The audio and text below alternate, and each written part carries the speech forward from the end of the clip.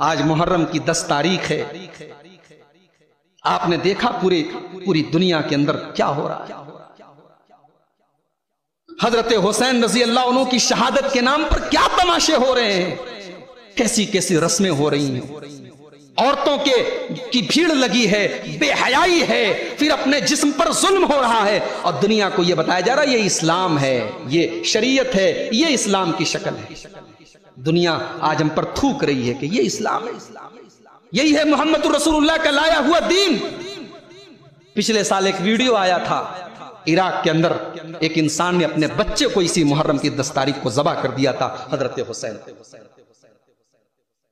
چھوٹے چھوٹے بچوں کو آنکھ پر لٹایا جا رہا ہے، سینے چھلنی کیے جا رہے ہیں، عورتیں بے پردہ ہو کے سر کھلے ہیں، گریبان کھلے ہیں اور اپنے سینے پیٹ رہی ہیں، اور کہا جاتا ہے یہ اہل بیت کی محبت ہے، یہ حسین کی محبت ہے، یہ اسلام.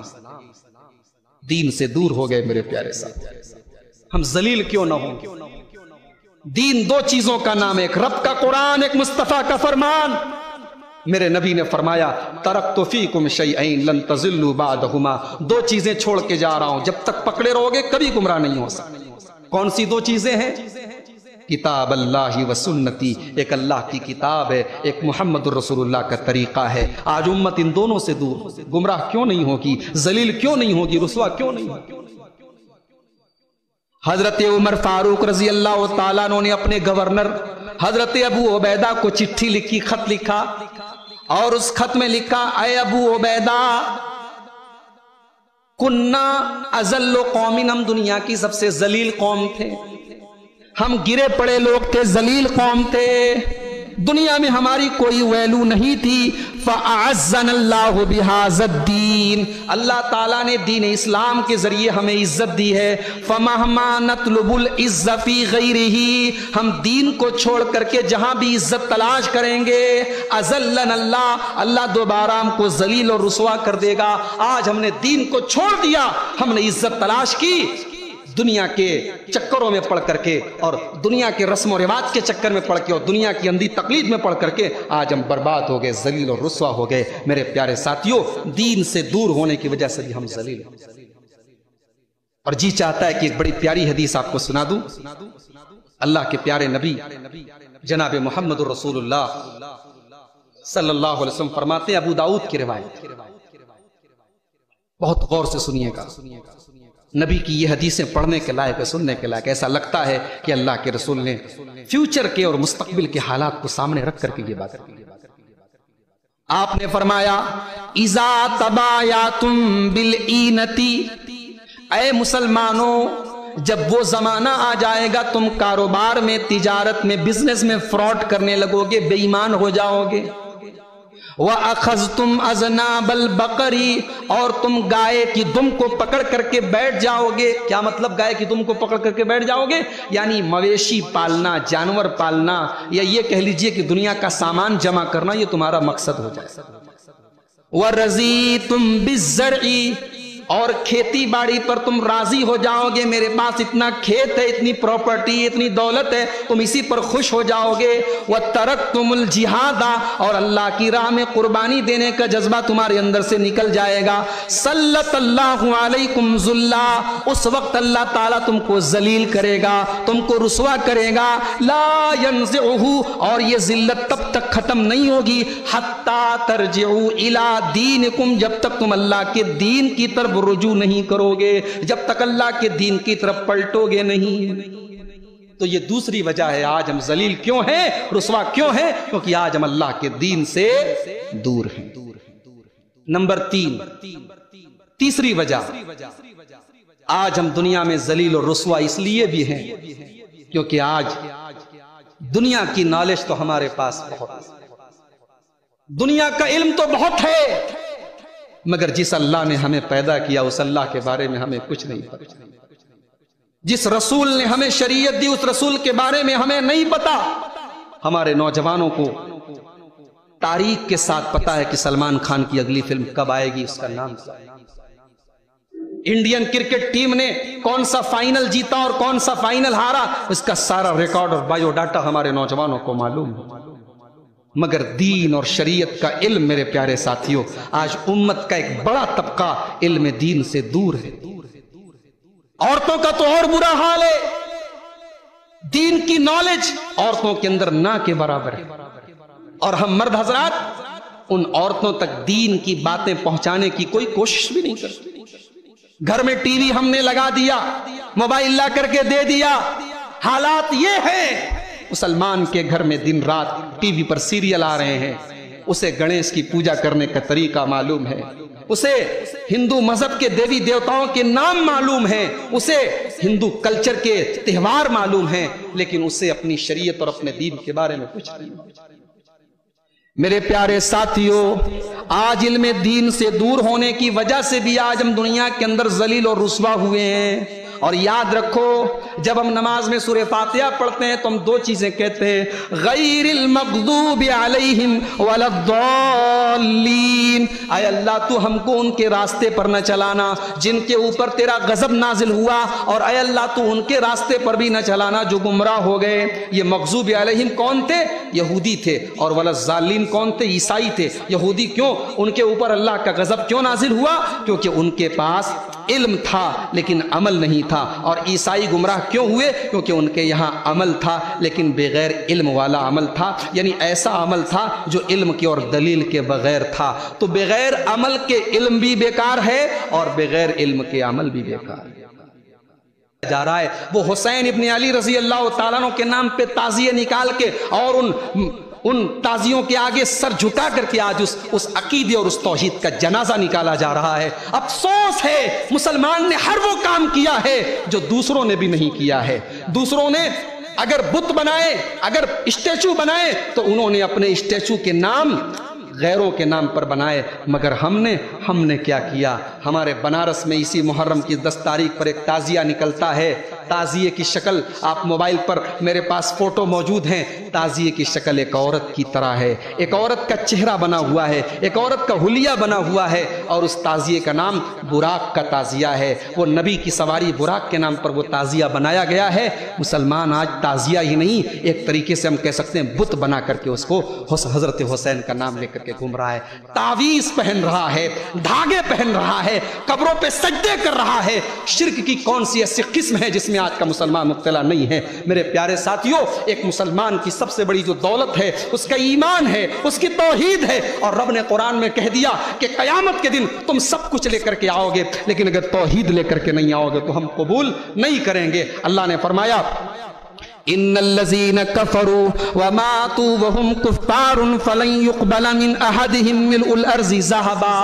کل قیامت کے دن جو لوگ توحید کے بغیر آئیں گے، کفر کی حالت میں آئیں گے، اللہ فرما رہا ہے فلن يقبل من احدهم ملء الارض ذهبا، وہ زمین بھر کے سونا بھی اگر اللہ کی بارگاہ میں لے کر کے آئیں گے، زمین بھر کے سونا بھی دے دیں گے، ان کا سونا قبول نہیں کیا جائے گا، کیونکہ زمین بھر کے سونا ہے تمہارے پاس لیکن رب کی توحید نہیں ہے۔ میرے پیارے ساتھیوں آج مسلمان اس توحید سے ہاتھ دھو رہا ہے، اور پیارے نبی نے فرمایا تھا قیامت نہیں آئے گی یہاں تک کہ میری امت کے کچھ لوگ مشرکوں کے ساتھ مل جائیں گے۔ آج مسلم ممالک بت پرستی کے لیے زمینیں دے رہے ہیں، بت پرستی کے لیے اپنے علاقے اور اپنے دیش اور اپنے ملک میں جگہ دے رہے ہیں، اور آج حالات یہ ہیں کہ مشرکین کا ساتھ دے رہے ہیں۔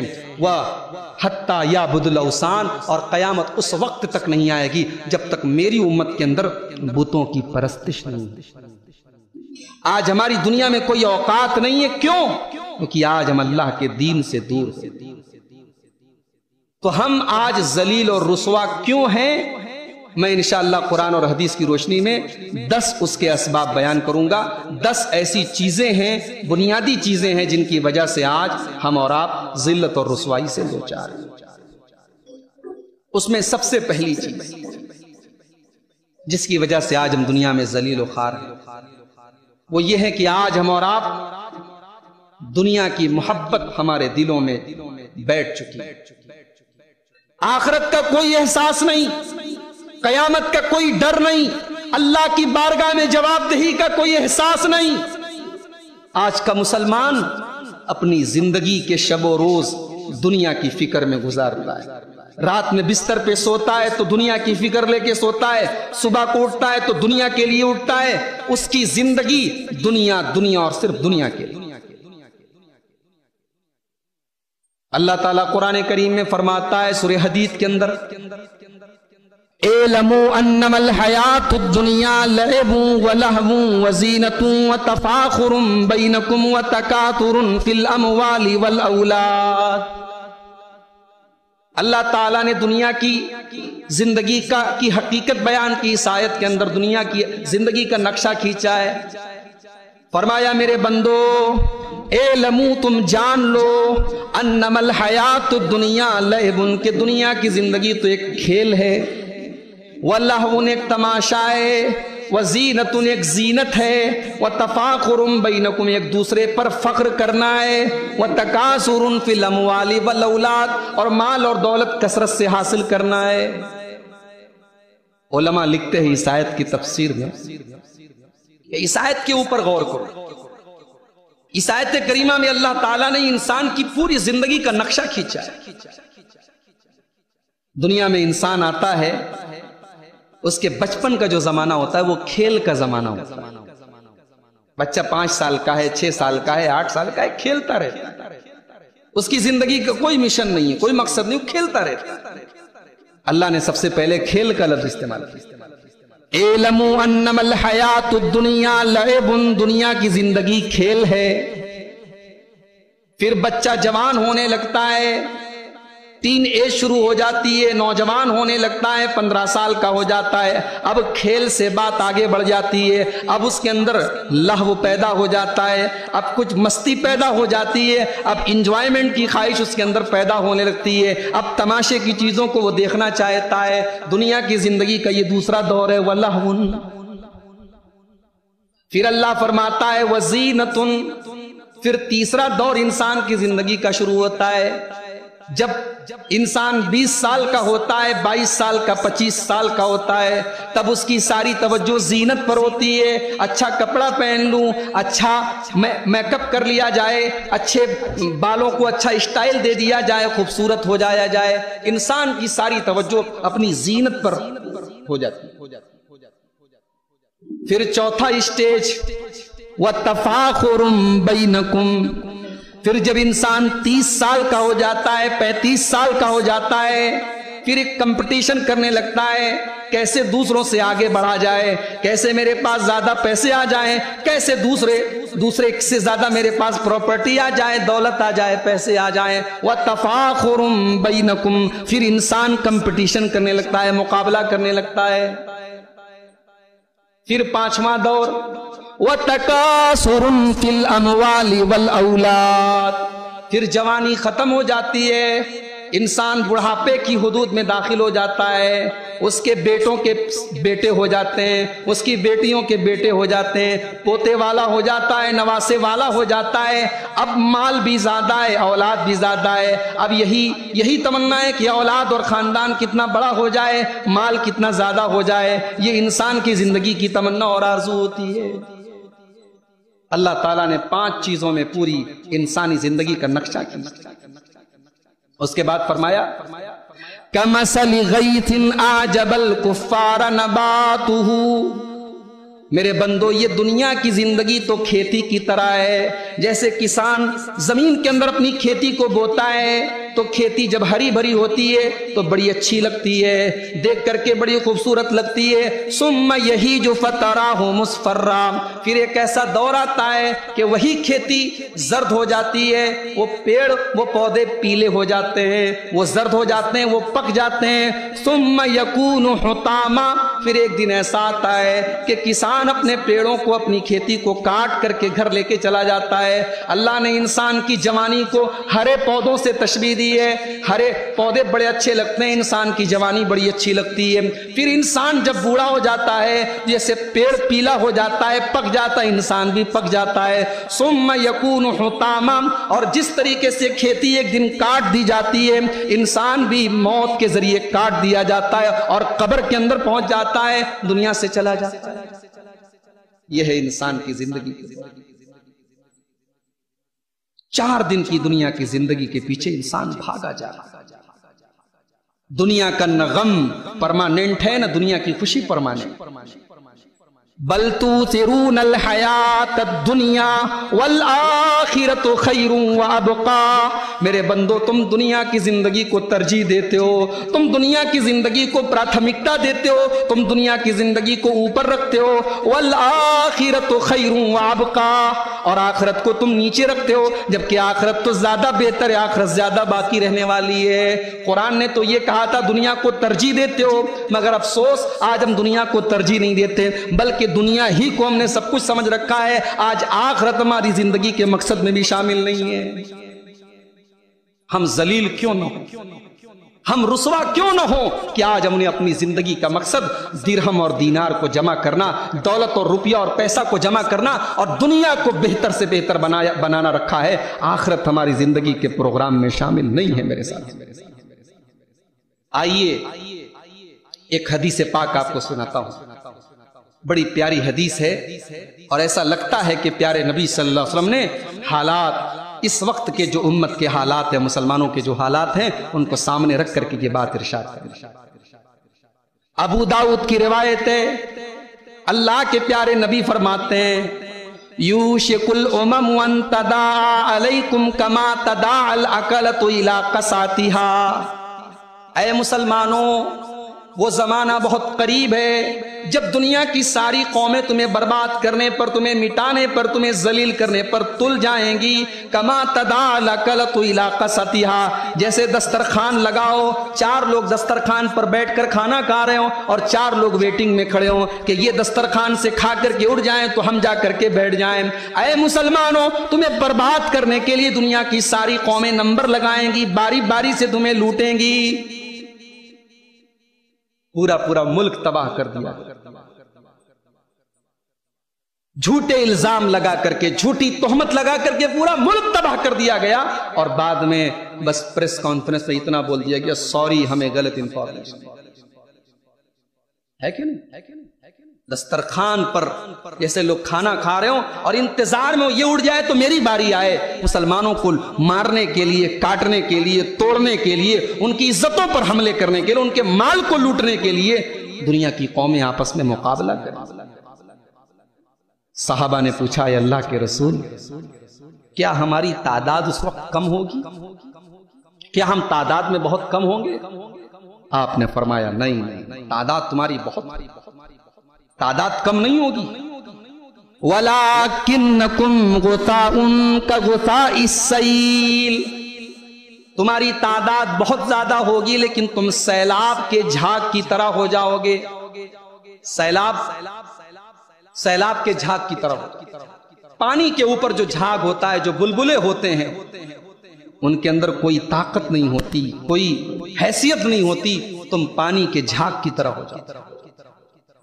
اللہ کے پیارے نبی فرماتے ہیں اللہ تعالیٰ دشمنوں کے دلوں سے تمہارے روب و دبدبا کو نکال دے گا اور تمہارے دلوں میں اللہ تعالیٰ وہن نام کی بیماری ڈال دے گا, کمزوری ڈال دے گا. صحابہ نے پوچھا اے اللہ کے نبی یہ وہن نام کی بیماری کیا ہے؟ آپ نے فرمایا حب الدنیا و کراہیت الموت, تم دنیا سے بہت زیادہ محبت کرنے لگو گے اور موت سے تم نفرت کرنے لگو گے, موت سے کراہیت ہو جائے گی, تمہیں زندگی سے پیار ہو جائے گا, تمہیں زندگی سے محبت ہو جائے گی, تم موت سے دور بھاگو گے اور دنیا سے محبت کرنے لگو گے. کینسر بڑی خطرناک بیماری ہے, ایڈس بڑی خطرناک بیماری ہے. دنیا میں آج بڑی بڑی بیماریاں ہیں جن کا علاج بڑا مشکل ہے, مگر پیارے نبی نے فرمایا کہ میری امت کی سب سے خطرناک بیماری وہن کی بیماری ہوگی. یہ کینسر سے بھی خطرناک ہوگی, یہ ایڈس سے بھی خطرناک ہوگی, یہ وہ بیماری ہوگی جو اس امت کو کھوکھلا کر دے گی. میرے پیارے ساتھیوں, آج دنیا پرستی نے ہمیں کھوکھلا کر دیا. حب الدنیا و کراہیت الموت, دنیا سے محبت کرنے لگو گے اور موت سے تم نفرت کرنے لگو گے. حضرت خالد بن ولید کو دیکھو, خالد بن ولید مسلمانوں کا لشکر لے کر کے ایران پر حملہ کرنے کے لیے جاتے ہیں اور ایران کی بارڈر پر ایک جگہ ہوتی ہے جس کا نام ابواللہ ہے. ابواللہ کے اوپر حضرت خالد بن ولید حملہ کرتے ہیں. ابواللہ کے سارے لوگ شہر کے اندر ایک بہت بڑا قلعہ ہوتا ہے، اس قلعے کے اندر اپنے آپ کو قید کر لیتے ہیں، اور قلعہ بھی بہت خطرناک ہوتا ہے، یعنی اس قلعے کو کراس کرنا اور اس قلعے کے دروازے کو کراس کرنا بہت مشکل کام ہے۔ خالد بن ولید رضی اللہ تعالیٰ عنہ، جنہیں اللہ کی تلوار کہا جاتا ہے، وہ ابواللہ کے اندر جو فوج تھی ایران کی، ایرانیوں کی فوج کا جو کمانڈر تھا جس کا نام ہرمز تھا، خالد بن ولید نے اس کو خط لکھا اور کہا کہ اے ہرمز، تو 1 مہینہ تک اگر اس قلعے کے اندر قید رہے گا، 1 مہینہ تک میری فوج یہاں کھڑی رہے۔ جئنا بأمت یحبون الموت کما تحبون الحیات، اے ہرمز، میں وہ فوج لے کر کے آیا ہوں جو موت سے محبت کرتی ہے جتنی محبت تم زندگی سے کرتی ہے۔ اللہ، یہ مسلمانوں کا حال۔ دنیا کی زندگی، میرے پیارے ساتھیوں، اسلام ہمیں یہ نہیں کہتا کہ آپ دنیا کے اندر زندگی مت گزاریں، دنیا کے حقوق ادا نہ کریں، کاروبار نہ کریں، پیسے نہ کمائیں، گھر مکان نہ بنائیں، بیوی بچوں کا حق ادا نہ کریں، سب کریں۔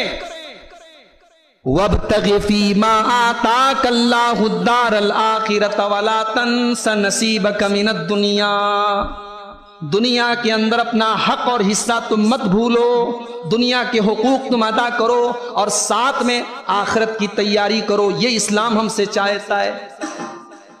اللہ کے پیارے نبی محمد الرسول اللہ صلی اللہ علیہ وسلم فرماتے ہیں کہ اگر آپ نے 1 دینار اللہ کی راہ میں خرچ کیا ہے، اور 1 دینار آپ نے کسی مسکین اور غریب کی مدد میں دیا ہے، اور 1 دینار آپ نے اپنے بال بچوں پر خرچ کیا ہے، اللہ کے رسول صلی اللہ علیہ وسلم فرماتے ہیں ان تمام دینار میں سب سے افضل دینار وہ ہے دینار انفقتہ علی اہلک، جو آپ نے اپنے اہل و عیال کی جائز اور ضرورتوں پر خرچ کیا ہے، اپنے گھر والوں کی ضرورتوں پر آپ نے خرچ کیا ہے، اس کا ثواب اور اس کی فضیلت سب سے زیادہ۔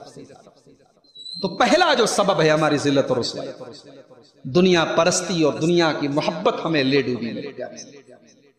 نمبر 2، دوسری چیز، 10 چیزوں میں دوسری چیز جس کی وجہ سے آج ہم دنیا میں ذلیل ہیں۔ اللہ نے ہم کو عزت دی تھی دنیا میں، کیوں دی تھی؟ اس لیے کہ ہم نے اللہ کے دین کو قبول کیا تھا، ہم نے ایمان کو قبول کیا تھا۔ جب ہم اللہ کے دین سے دور ہو گئے، ایمان سے دور ہو گئے، توحید سے دور ہو گئے، اللہ نے عزت ہم سے چھین لی۔ جتنا ہم دین سے دور ہوتے چلے جائیں گے، اللہ تعالیٰ کی دی ہوئی عزت سے بھی دور ہوتے چلے جائیں گے۔ یہ دوسری وجہ ہے ہماری ذلت اور رسوائی کہ ہم دین سے دور ہو گئے۔